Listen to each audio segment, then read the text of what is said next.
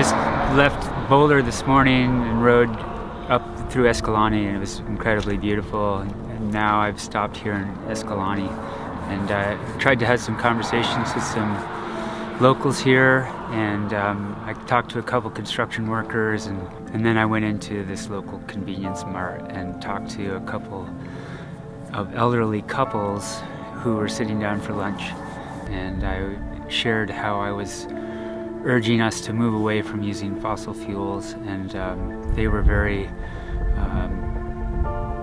concerned about how the coal industry is really important to them, and they were going to lose it, and that they didn't think it was a really good idea, and that our meddling in that has only hurt the local town. So it's that's kind of what I've found in my experiences here in smaller towns in Utah, and it means that I think that there still needs to be more efforts to try to raise more awareness in these more remote communities. Are you concerned about like pollution and air quality and water? I'm not really too concerned about that down here. So coal, do you think coal is a good fuel? Yes, I do.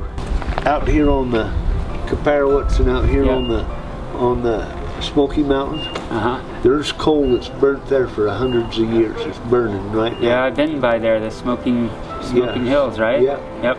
I've talked a lot with climate scientists about, you know, the impacts of burning coal and fossil fuels, and if we continue to burn those fuels, that we're going to continue to warm the atmosphere from a planetary standpoint.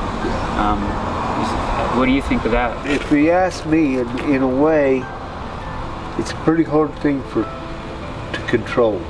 So you don't feel that we as human beings with our trucks and our vehicles, that we're not having an impact on the... I think you are. I think our trucks and cars has an impact on it. Yeah.